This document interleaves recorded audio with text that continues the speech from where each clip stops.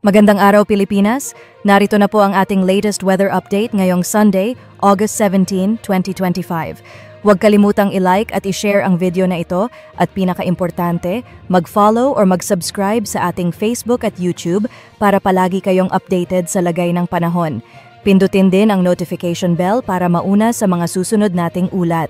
Mga kababayan, tandaan, follow or subscribe na para laging handa. Maraming salamat.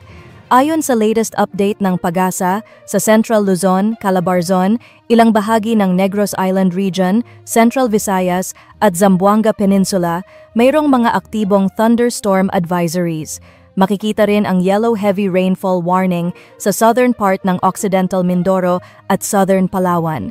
Ayon sa PAGASA, patuloy ang monitoring sa isang low-pressure area na nasa approximately 900 kilometers kanluran ng Central Luzon, nasa labas ng Philippine Area of Responsibility. Hindi inaasahang papasok ito sa bansa at posibleng makarating sa Vietnam o sa southern part ng China. Bagamat may posibilidad na maging bagyo within 24 hours, maliit ang magiging epekto nito sa Pilipinas.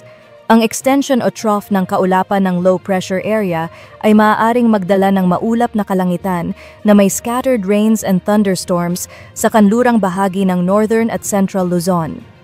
Samantala, ang southwest monsoon o habagat ay patuloy na magdudulot ng maulap na kalangitan na may scattered rains and thunderstorms sa Metro Manila, Batangas, Cavite, Occidental Mindoro at Palawan. At ang lagay ng panahon ngayon sa Luzon? Eastern Luzon, generally fair weather, ngunit may isolated rain showers and thunderstorms sa hapon hanggang gabi. Ilocos Region, Bataan, Zambales, Metro Manila, Batangas, Cavite, Occidental Mindoro. Mataas pa rin ang tsansa ng scattered rains and thunderstorms sa Visayas at Palawan. Palawan, maulap na kalangitan na may scattered rains and thunderstorms. Central Visayas, generally fair weather, ngunit may isolated rain showers and thunderstorms sa hapon at gabi. At sa Mindanao? Bahagyang maulap hanggang maulap na kalangitan na may isolated rain showers and thunderstorms sa hapon at gabi.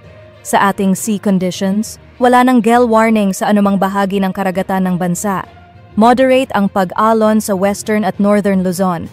Western Luzon hanggang 2.5 meters ang alon.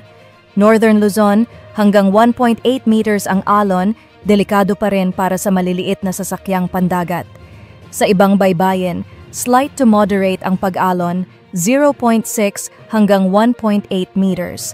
Sa ating 4-day outlook, Monday to Thursday. Monday, generally fair weather sa malaking bahagi ng bansa. Nabawasan ang kaulapan dahil lumalayo ang low-pressure area. Posible pa rin ang scattered rains and thunderstorms sa hapon at gabi.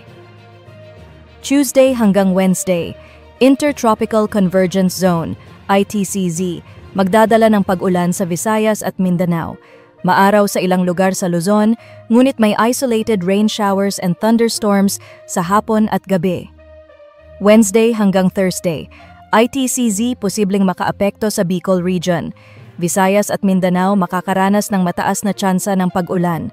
Luzon, isolated rain showers and thunderstorms, epekto ng humihina na southwest monsoon o habagat. At yan po ang ating weather update para sa Sunday, August 17, 2025.